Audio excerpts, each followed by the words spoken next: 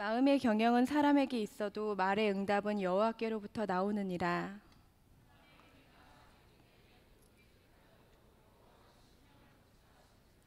너의 행사를 여호와께 맡기라. 그리하면 내가 경영하는 것이 이루어지리라.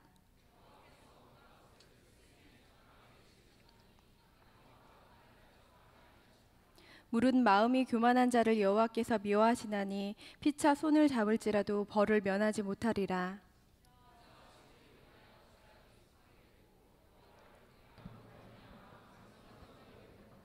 사람의 행위가 여호와를 기쁘시게 하면 그 사람의 원수라도 그와 더불어 화목하게 하시느니라.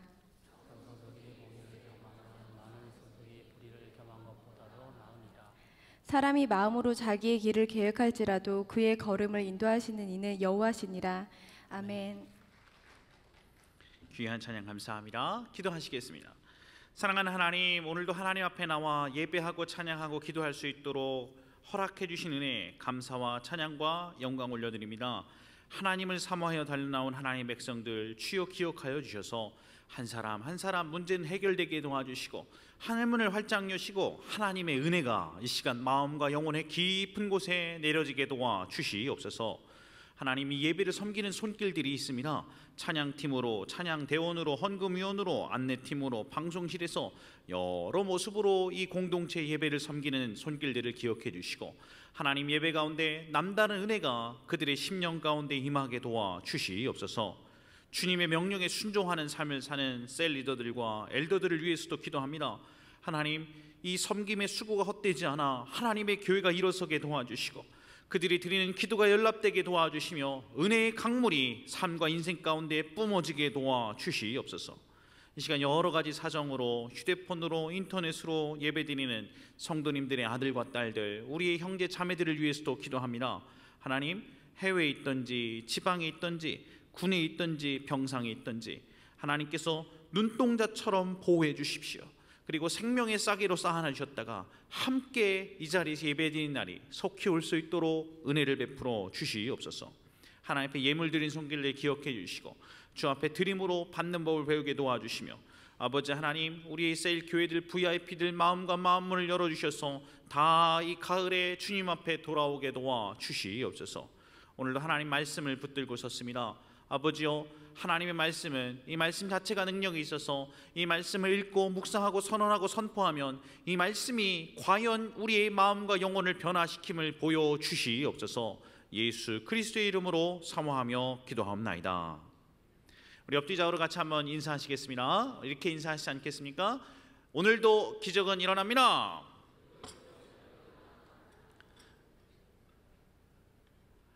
오늘도 기적이 일어날 것입니다. 할렐루야. 오늘도 주의 성령 하나님께서 전하는 전화 듣는 여러분의 마음과 영혼과 육체 가운데 하나님의 놀라운 은혜들로 채워주시기를 예수 그리스도의 이름으로 사모하며 기도합니다. 아멘이란 말은 네 그렇습니다, 진실로 나도 그렇게 믿습니다 라는 히브리어입니다. 사랑하는 여러분, 여러분의 삶에 어떤 절망, 어떤 역경, 어떤 괴로움, 어떤 아픔이 있다 할지라도 오늘 이 오후에 하나님 앞에 예배 한번 잘 드리면 인생이 역전될 수 있는 것입니다. 하나님 앞에 여러분이 놀라운 은혜를 받기만 하면 여러분 인생의 대로가 열리기 시작하는 것입니다. 치유가 있기 시작하는 것입니다. 깨어진 아픔 가운데 하나님의 위로가 있기 시작하는 것입니다. 오늘 이 시간 여러분의 마음을 활짝 열고 하나님의 은혜가 여러분의 마음과 영혼과 육체 가운데 적셔지게 하시기를, 그렇게 결심하시기를 예수 그리스도의 이름으로 축복합니다. 아멘. 한 대로 오빠할 것입니다. 할렐루야.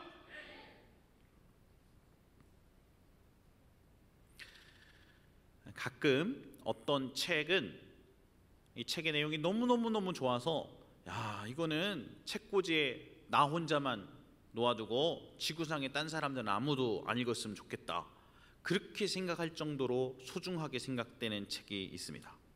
남한테 이 내용, 이 책을 알려주기조차 아까운 책, 그런 책 한 권 있어서 얘기를 드릴까 말까 한참을 고민하다가 소개해 드리기를 원합니다.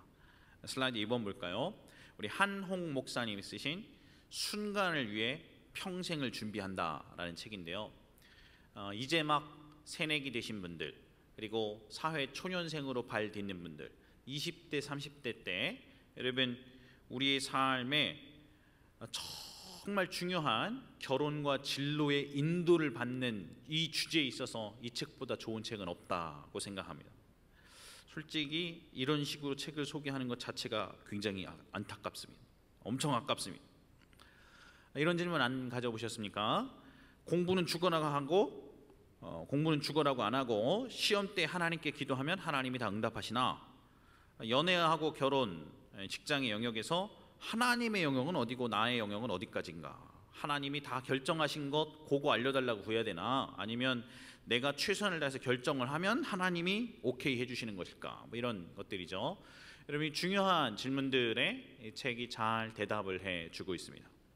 이것을 신학에서는 인간의 책임과 하나님의 주권이라고 얘기합니다. 인간의 자유의지, 하나님의 주권. 좀 쉽게 설명하면 이런 것인데요. 슬라이드 3번 보겠습니다. 슬라이드 3번. 이런 질문입니다. 이런 질문. 여러분, 첫 번째 질문 던져보겠습니다. 한번 대답을 해보시죠. 여러분, 기도만 하면 답니까? 기도만 하면 다 되나요? 공부는 직사기 안 하고 시험날 기도만 하면 성적이 잘 나올 리가 없겠죠. 그래서 우리는 누구나 다 그냥 기도만 하면 다가 아니라는 것을 알고 있습니다. 반대 질문입니다. 양극단인데요. 둘 다 잘못된 건데 한번 여쭤보겠습니다. 그럼 오케이, 기도만 하면 다가 아니고 노력해야 된다고 하면 노력만 하면 다 되나요? 그러니까 인간의 노력이면 다 되는 것입니까? 그것도 그럴 리가 없다는 것을 이미 우리들은 경험해 오고 있다고 믿습니다. 여러분들이 경험하시지 않습니까? 노력만 하면 다가 아니라는 것을. 절대로 그렇게 될 리가 없습니다. 인생이. 우리가 늘상 경험하는 바입니다. 신앙생활이란 그럼 이 양극단 사이의 그 어떤 것입니다. 양극단 사이. 우리가 기도만 한다고 되는 것도 아니고 내가 노력만 한다고 되는 것도 아니고. 그래서 신앙이라는 것은 나의 최선과 하나님의 은혜의 부어주심이 맞물리는 그 어떤 곳에 우리의 신앙생활이 있는 것입니다. 여러분들에게 결혼의 인도, 진로의 인도를 받는 법 시리즈로 하나님 말씀 전하고 있습니다.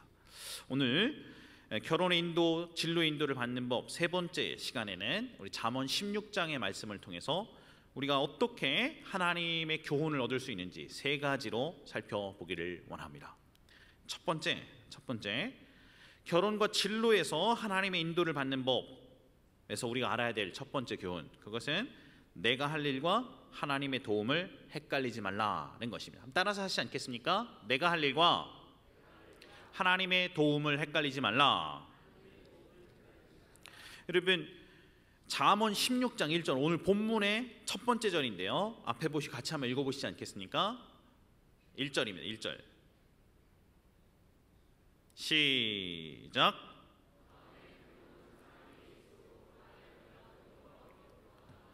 여기 보니까 마음의 경영은 사람에게 있다 그랬습니다. 다시 한번요. 마음의 경영은 사람에게 있다. 여러분 성경책 보십시오. To man belong the plans of the heart. 여기 마음의 경영이 영어로 the plans of the heart. 우리 마음의 플랜을 이야기합니다. 여러분 여기 성경은 명확하게 인간의 영역에 대해서 얘기하고 있습니다.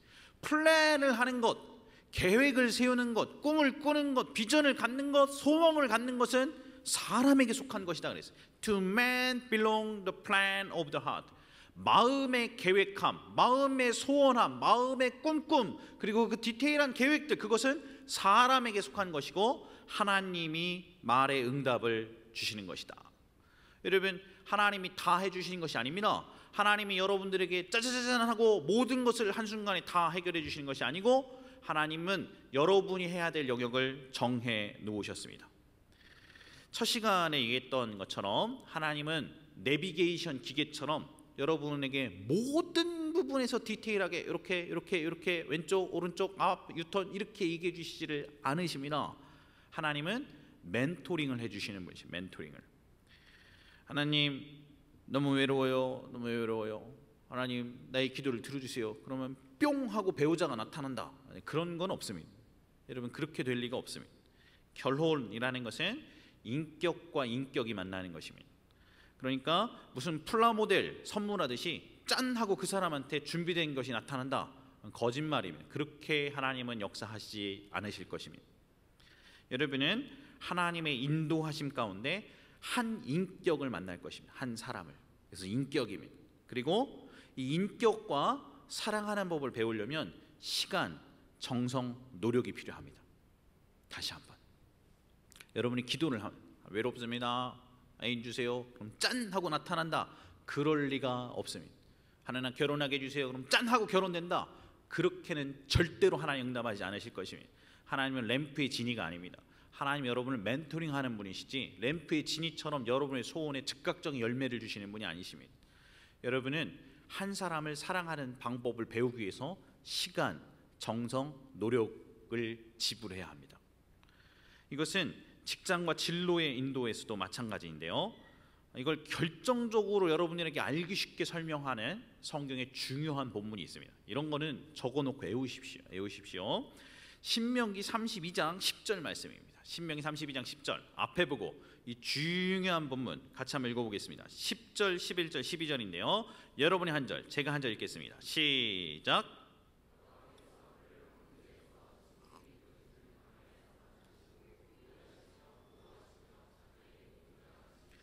11절 이게 중요한데요. 마치 독수리가 자기의 보금자리를 어지럽게 하며 자기 새끼 위에 너풀거리며 그의 날개를 펴서 새끼를 받으며 그의 날개 위에 그것을 엎는 것 같이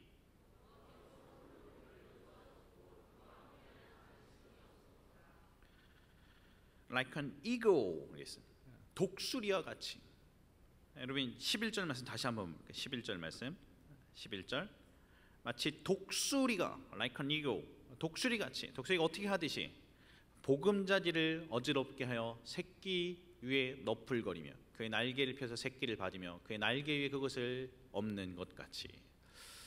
여러분 이 표현을 이해하기 위해서는 독수리가 자기 새끼를 어떻게 기르는지를 우리가 알 필요가 있습니다. 여러분 독수리 집은 무슨 까치집처럼 나무 꼭대기나 지붕이나 이런 데다가 독수리는 집을 짓는 법이 없습니다. 독수리는 저 까마득하게 높은 절벽 꼭대기에 반드시 집을 짓습니다.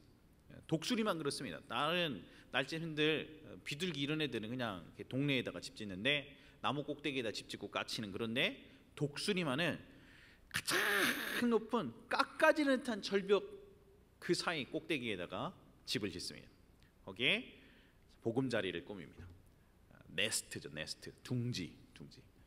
새끼가 태어나면 그 둥지는 안락하고 편안하고 그리고 안전이 보장되어 있는 곳입니다. 안전한 곳이죠. 따뜻한 곳입니다. 엄마가 늘 먹이를 갖고 오는 곳입니다. 근데 이 새끼가 어느 정도 자라서 이제 깃털이 나기 시작하면 그러면 언제까지나 이 보금자리 둥지에만 이 새끼를 둘 수가 없습니다. 그러면 이 어미 독수리가 이 둥지를 뒤흔듭니다. 둥지를 보금자리를 어지럽게 하며 성경에 이렇게 했습니까? 그래 뒤흔드는데도 얘가 나갈 생각은 안 하고 둥지에만 웅크려 있다. 그러면 이제 날카로운 못, 뾰족한 유리 아니면 깨진 뼈 조각들 날카로운 것들을 둥지에다가 박기 시작합니다. 예전에는 안전했는데 예전에는 편안했는데 따뜻한 곳이었는데 이제는 날카롭고 찔리고 불편한 곳이 되었습니다. 그리고 그 둥지를 어지럽힙니다. 계속해서 뒤흔듭니다.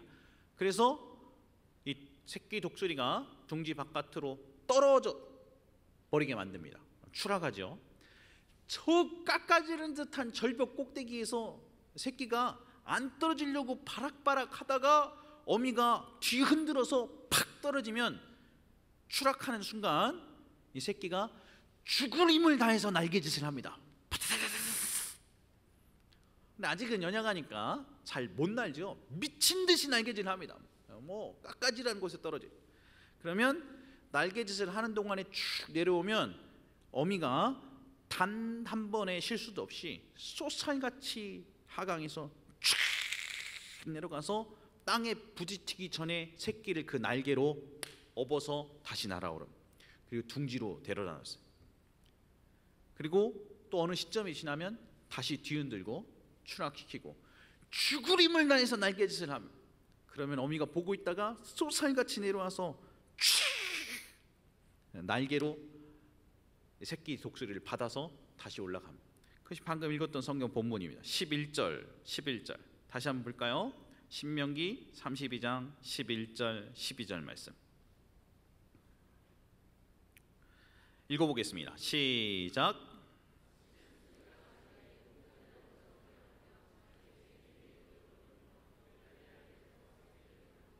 12. 여호와께서 홀로 그를 인도하셨고 그와 함께한 다른 신이 없었도다.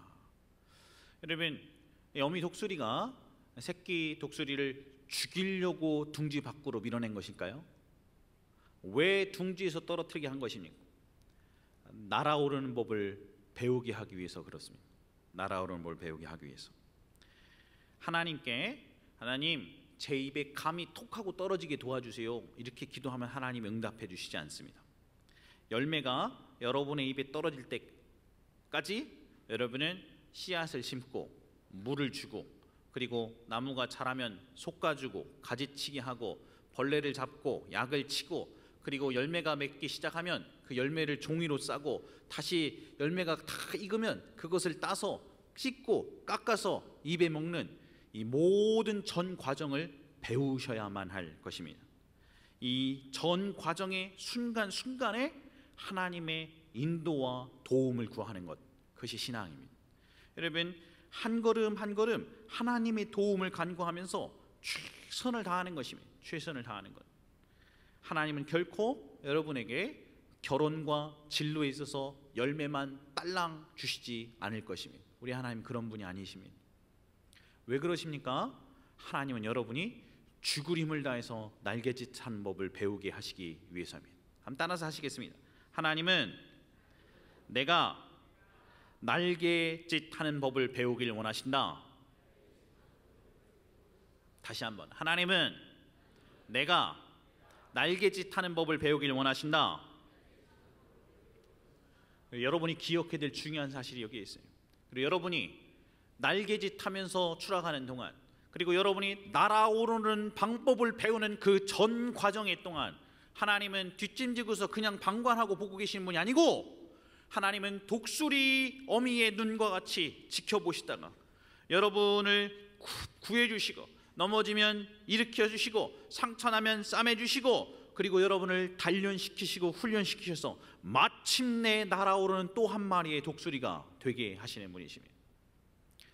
오늘 성경 본문 잠언 16장 9절 같이 한번 읽어보겠습니다. 앞에 보고 읽어보실까요? 시작.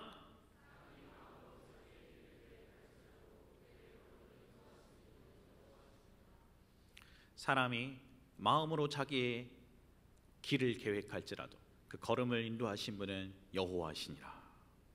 저는 이 하나님이 좋습니다. 저는 이 하나님이 너무 감사합니다.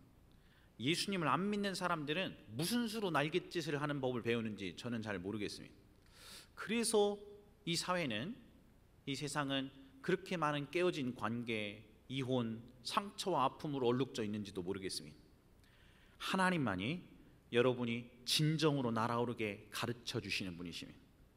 내가 믿고 섬기는 하나님은 나를 가르치셔서 날아오르는 방법을 배우게 하시는 분이시지 비행기에 태워갖고 한번 휙 돌게 하시는 분이 아니십니다. 제 관계의 모든 여정에서 하나님은 한 사람을 만나고 사랑하는 모든 방법들을 조금씩 훈련시키셨습니다. 여러분, 저의 20대의 초반과 지금의 저는 사람을 사랑하는 방법이 다릅니다. 그 깊이가 다릅니다. 그 질이 다릅니다. 하나님은 저를 독수리의 날개로 업어 오르시면서 사람을 사랑하는 법을, 인생의 진로를 결정하는 법을 배우게 하셨습니다. 돌이켜 생각해 보면 이 하나님을 믿기를 너무너무 잘했다고 생각합니다. 저는 하나님이 좋습니다. 여러분들에게 그러시길 바랍니다. 저는 이 하나님이 저희 인생의 걸음걸음을 인도하셨습니다. 그 모든 과정을 인도하셨습니다. 그 힘든 훈련의 모든 순간들을 하나님이 독수리의 날개를 업듯이 다시 일으키시고 다시 나는 법을 가르치시고 사람을 사랑하는 법을 또 가르치시고 관계하는 법을 가르치시고 그리고 나의 직장과 나의 진로에 있어서 나를 준비시키시고 훈련시키셨습니다. 여러분, 그것이 쉬운 일은 아니었습니다. 저도 죽을 힘을 다해서 날개짓을 해야 했습니다. 그러나 그분은 저에게 삶을 사는 법을, 일을 하는 법을, 나의 분야에서 대가가 되는 법을 훈련시키시고 가르치시는 분이시기 때문에 저는 이 하나님을 너무너무 사랑합니다.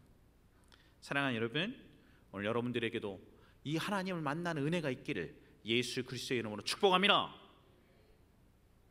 두 번째, 결혼과 진로에 있어서 하나님의 인도를 받는 법. 우리가 알아야 될 두 번째 교훈은 밑바닥까지 동기를 점검하라는 것입니다. 한번 따라서 하시지 않겠습니까? 밑바닥까지 동기를 점검하라. 2절 말씀 보겠습니다. 2절 말씀 우리 앞에 보고 읽어보실까요? 시작.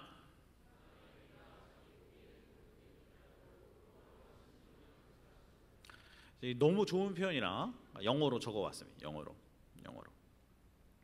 All a man's ways seem innocent to him. 사람의 길이 자기 보기에는 뭐 깨끗하다고 생각해도 but motives are weighed by the Lord. 주님께서는 그 사람의 동기를 달아보신다. 하나님은 그 사람의 심령을 감찰하신다. 이 표현이 영어로는 하나님은 여러분의 motives, 여러분의 동기를 달아매신, 저울에 재어보신다, 이런 뜻입니다. 여러분의 동기를 하나님은 관찰하십니다.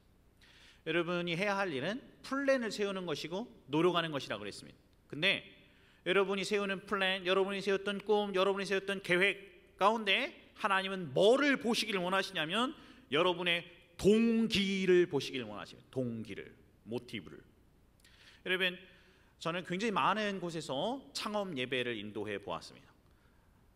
성도의 가정 가운데 창업 예배 인도하는 모든 가정들마다 목사님 꼭 이 일이 잘 되게 도와주세요. 이 가게 잘 되면 제가 하나님 앞에 선교하고 하나님을 위해서 많이 쓰려고 그럽니다. 이렇게 얘기 안 하는 성도 단 한 명도 못 만나봤어요. 수백 곳이 넘는 창업 예배 드렸는데 하나같이 잘 되면 하나님 선교 위해서 쓰고 하나님 위해서 열심히 내가 섬기기 위해서 이 가게가 잘 되기를 원한다는 거예요. 여러분, 시험 공부하는 나름 좀 신앙이 있다 하는 그리스도인 치고 하나님 영광 드러내기 위해서 시험 잘 보고 합격하게 해주세요, 이렇게 기도하는 사람 한 명도 못 만나봤습니다. 한 명도. 하나님 이번 성적 잘 나오게 해주세요, 이번 취직 잘 되게 해주세요, 이번 결혼 잘 되게 해주세요, 정말 하나님의 영광을 위해서 하길 원합니다. 많은 청년들이, 많은 성도들이 그렇게 기도합니다. 그런데 사실 겉은 그렇게 얘기를 하는데, 포장은 그렇게 얘기했는데 그 속은 정말 하나님의 영광을 위한 것은 말뿐이고 그 속은 자기가 성공하겠다는 욕망, 자기를 드러나겠다는 야망, 주위에서 인정받고 한번 인기를 누리겠다는 이 욕심으로 번복되는 경우가 한두 번이 아닌 경우를 많이 보게 됩니다. 하나님은 그거 보겠다는 것이, 그거 보겠다. 네 진로가 어떻게 되든지, 네가 이 직장에 취직하든지 이직을 이쪽으로 하든지 이 사람과 결혼하든지 하나님은 그것들을 하나님 앞에 여러분이 소원을 내놓으셨을 때, 하나님이 여러분의 꿈을 보실 때 그 결과만, 딴 사람들은 예를 들어서 고시에 합격하는 것이 하나님의 영광이랑 이꼴이라고 생각하지만 하나님은 그렇지 않아요. 하나님은 각자 마음 가운데 네가 그렇게 하기를 원하는 동기가 무엇이냐를 감찰해 보시면, 예를 들어 보겠습니다. 자선하는 것은 좋은 거죠. 가난한 사람에게 이렇게 돈 주고 그러는 것은, 그걸 뭐가 잘못된 것입니까? 선한 일이라고 생각합니다. 그런데 이 자선의 행위보다 하나님은 그 자선하는 사람의 동기, 모티브를 감찰하십니다. 그래서 이 사람이 자선을 하고 가난한 사람을 돕지만 그 동기가 한번 자기를 뽐내고 드러내려고 했다든지, 아니면 심지어 아무도 모르게 자선 사업을 했어도 자기 마음의 자기 만족을 위해서 한 것인지, 아니면 더 큰 죄를 하나님 앞에 저질렀는데 이거 좀 무마하려고 면피용으로 한 것인지를 하나님은 불꽃 같은 눈으로 살펴보시는 것이, 우리 하나님이 얼마나 두려우신지 모릅니다. 여러분이 하나님께 기도하고 구하는 제목이 정말 하나님의 영광을 위한 것인지, 아니면 하나님 앞에 말은 하나님 영광 위해서 이렇게 할게요 라고 얘기하고 나의 성공, 나의 인정받음, 나의 행복, 나의 자아 실현을 위한 것은 아닌지 여러분은 점검해야 할 것입니다. 많은 사람은 자기의 자아 실현이 하나님의 영광을 위한 것이다 라고 착각합니다. 여러분의 자아 실현이랑 하나님의 영광은 상관이 없을 때도 많이 있습니다. 여러분의 자아 실현이 여러분을 향한, 하나님이 여러분의 인생을 향한 목적과 부합될 때만 그것이 의미가 있는 것입니다. 여러분을 향한 하나님의 목적과 부합되지 않은 자아 실현인 것은 그것은 쓸모없는 것입니다. 여러분 결코 행복해지지 못할 것입니다. 문제가 있는데요. 문제는 이런 것입니다.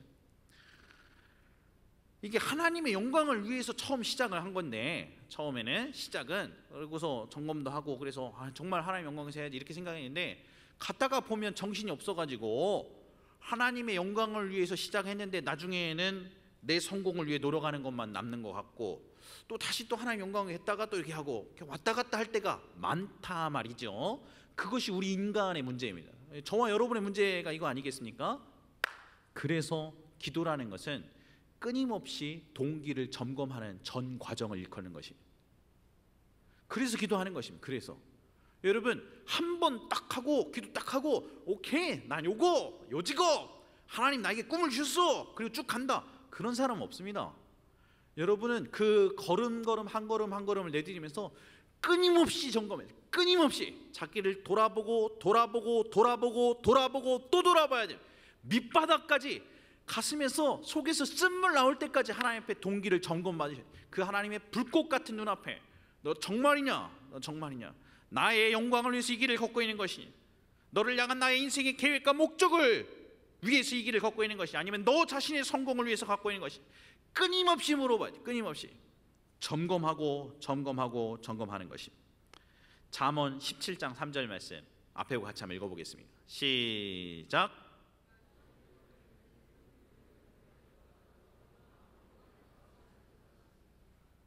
The crucible for silver and the furnace for gold, but the Lord tests the hearts.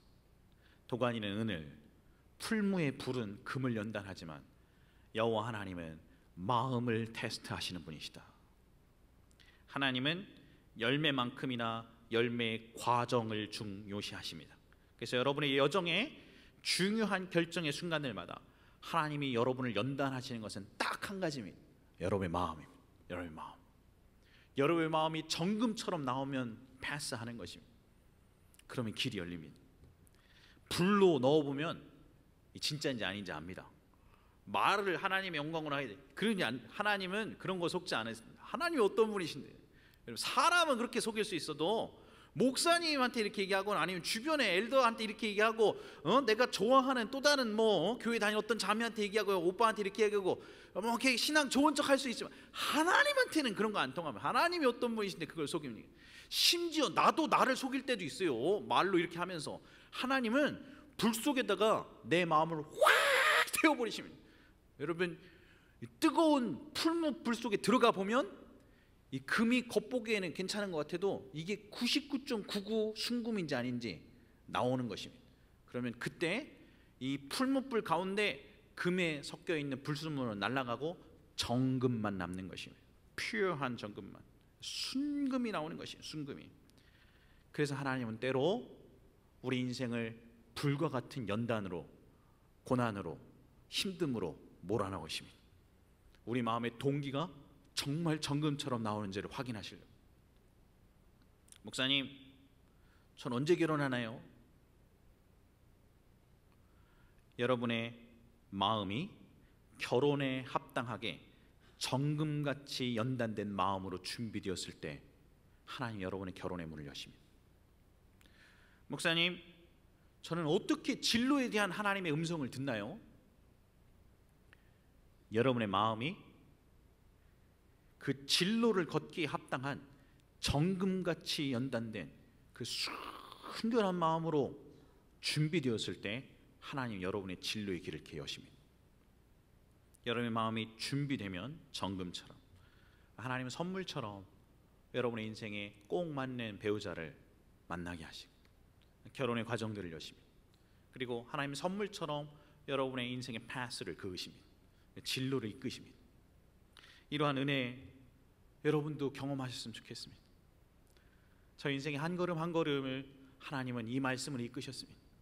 도가니는 은을, 풀무는 금을 연단하거니와 여호와는 마음을 연단하시느니라. 이런 은혜가 여러분의 마음과 영혼과 육체 가운데 가득하시기를 예수 그리스도의 이름으로 축복합니다. 세 번째, 결혼과 진로에서 하나님의 인도를 받는 법. 마지막 교훈, 좀 쉬운 것이고 조금 더 프랙티컬하게 적용할 만한 것입니다. 그것은 의의 길을 선택하라는 것이요. 따라서 하실까요? 의의 길을 선택하라. 잠언 16장 우리 7절하고 8절 말씀 보겠습니다. 앞에 보고 시작.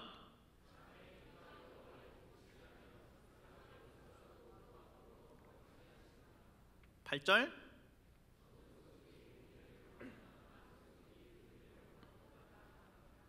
여기 보니까 적은 소득이 공의를 겸하면 많은 소득이 불의를 겸하는 것보다 나으니라. 뭐가 대조되는 것입니까? 하나는 이득이고 하나는 의로움, 옳음이라는 것입니다.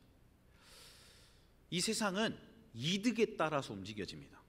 국제관계에 국가가 국가 간에 협의할 때 자국의 이득이 도덕이나 윤리보다도 우선합니다.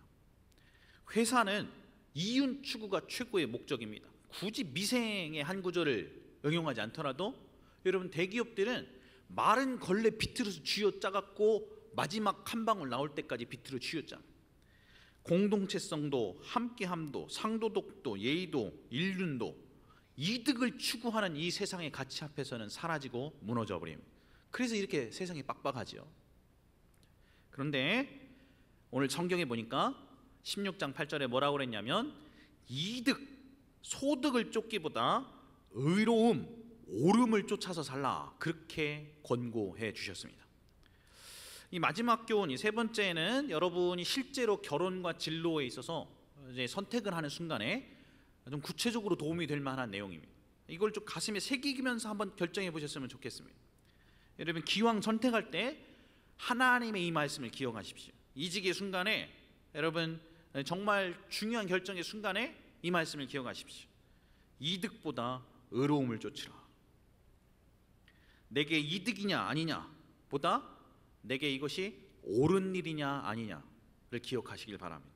하나님 앞에 하나님의 영광과 하나님의 의로움을 드러내는데 도움이 되느냐 아니냐로 여러분의 중요한 결정을 내리면 별로 실수하지 않고 결정하실 수 있습니다. 그러면 성공합니다.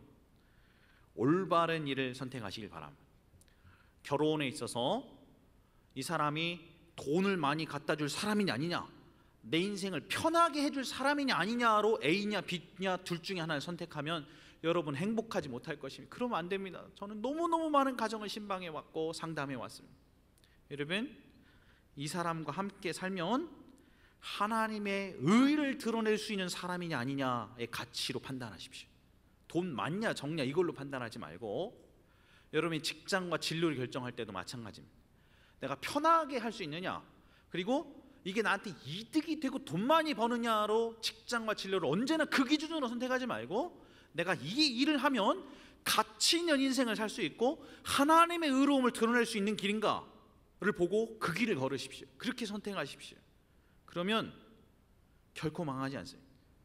그러면 그런 길을 선택한 사람은 하나님이 요셉처럼 다니엘처럼 궁극적으로 들어서 쓰시기 시작하십니다. 쉽지 않다는 거 제가 알고 있습니다. 쉽지 않다는 것. 하지만 기억하십시오. 하나님의 말씀을 오늘 저는 여러분에게 전했습니다. 여러분의 인생에 이 말씀의 원칙에 지배받는다면 하나님의 인도하심을 느끼게 되실 것입니다. 이러한 은혜가 있기를 예수의 이름으로 축복합니다. 오늘 설교의 마지막 부분에 저는 한 프랑스 시인의 시를 인용하고 오늘의 말씀을 맺고 싶습니다. 기욤 아폴리네르라는 프랑스 시인인데요.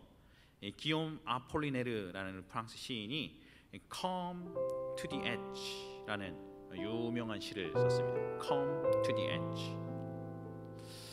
Come to the Edge. 절벽으로 오라 이런 뜻인데요. 제가 한 구절 읽고 의역을 좀 하겠습니다. 의역을 이런 것입니다. Come to the edge, he said. 절벽 끝으로 오라. 그분이 말씀하셨습니다. We can't, we are afraid. They responded. 우리는 할 수 없어요. 우린 떨어질 겁니다. 그들은 대답했습니다. 다음. Come to the edge, he said. 절벽 끝으로 오라. We can't, we are afraid. They said. 그렇게 할 수 없어요. 우린 두렵습니다. Come to the edge, he said. 잔소리 말고 절벽 끝으로 오거라. 그분이 말씀하셨습니다. And so they came, and he pushed them. 그래서 그들은 절벽 끝에 섰고 그분은 그들을 밀어버리셨습니다. And they flew. 그리고 그때까지 나는 내가 날 수 있다는 것을 몰랐습니다. 사랑하는 여러분, 하나님이 때로 여러분의 인생을 절벽 끝으로 부르실 때가 있습니다. 왜 부르실까요? 안전한 보금자리 여러분의 둥지를 날카로운 것으로 박아 놓으시고 그것의 불편함을 느끼게 하시고 이전에 있던 순간들을 못 견디게 하시고 저 까마득한 절벽 끝으로 여러분을 밀어버리시는 이유가 무엇입니까? 죽으라 그러신 것입니까? 아니면 날갯짓 하는 법을 배우게 하시려고 그러는 것입니다. 정말 독수리답게 사는 법을 배우게 하시려고 그러는 것입니다. 하나님 역을 여러분들을 닭으로 창조하지 않으셨습니다. 여러분은 날아오르는 존재로 만드셨습니다. 날아오르기 위해서 하나님은 때로 고난을 허락하십니다. 고난을. 우린 그렇게 배우는 것입니다. 하나님. 그리고 때로 정말 죽게 생겼을 때는 하나님 그냥 내버려 두시지 않으실 것입니다. 소살같이 오셔서 하나님의 그 장엄한 날개로 여러분을 엎으시고 다시 날아오르십니다. 그렇게 우리들은 우리의 삶의 여정 가운데 하나님이 부르신 분야에서 대가가 되는 법을 배워갑니다.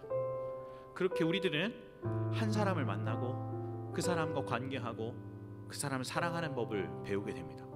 우린 그렇게 우리의 결혼 생활을 영위해 가게 됩니다. 그렇게 우리의 신앙 생활을 살아가게 되는 것입니다. 깊은 은혜가 성도의 삶과 가정과 인생 가운데 넘쳐나기를 예수 그리스도의 이름으로 축복합니다. 우리 마지막 찬양 부르고 모든 예배를 맺고 싶습니다. 주 품에 품으소서 능력의 발로 덮으소서 거친 파도가 날 향해 와도 주와 함께 날아오르리 폭풍 가운데 나의 영혼 잠잠하게 주를 보리라. 우리 다 같이 일어나셔서 이 마지막 찬양 부르시고 모든 예배를 맺고 싶습니다.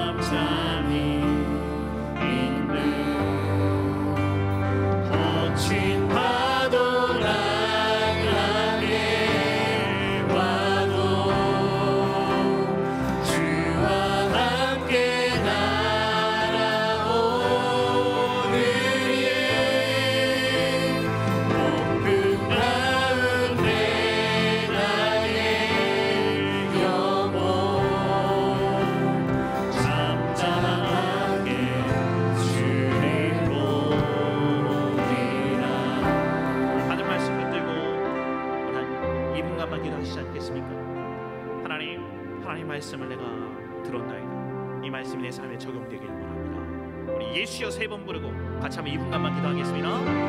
예수여, 예수여, 예수여. 주는 바로 날 향해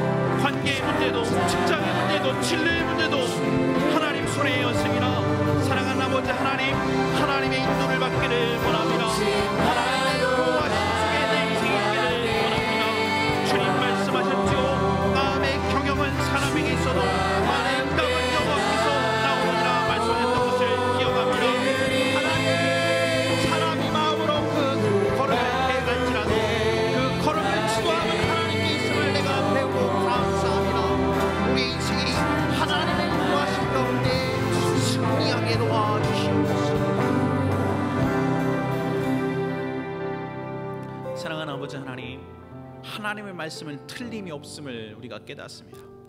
지나간 인생의 순간순간들 돌이켜보면 사람이 마음으로 그 걸음을 계획할지라도 그 걸음을 지도하시는 분은 하나님이심을 고백할 수밖에 없음을 깨닫습니다. 우리 삶의 한순간 한순간 걸음걸음 그 과정을 하나님의 손에 얹습니다. 하나님, 있는 힘을 다해 날개짓 하는 법을 배우게 하소서. 그리고 이 시대의 분야의 대가가 되게 해 주시옵소서. 우리의 관계의 분야에 우리의 마음이 연단되게 도와주시옵소서. 그리고 우리 마음의 동기를 살피는 기도를 끊임없이 계속하게 도와주시옵소서. 과연 하나님께 쓰임받는 인생, 과연 하나님의 축복을 얻는 인생 되게 우리를 가르쳐 주시옵소서. 이제는 우리 주 예수 그리스도의 은혜와 하나님 아버지 극진하신 사랑하심과 성령 하나님의 내주하시고 교통하시는 역사가 오늘 이 자리에 참석하고 돌아가는 모든 사람들 머리 위에 이제부터 영원토록 함께 하시기를 예수 그리스도의 이름으로 간절히 축원하옵나이다.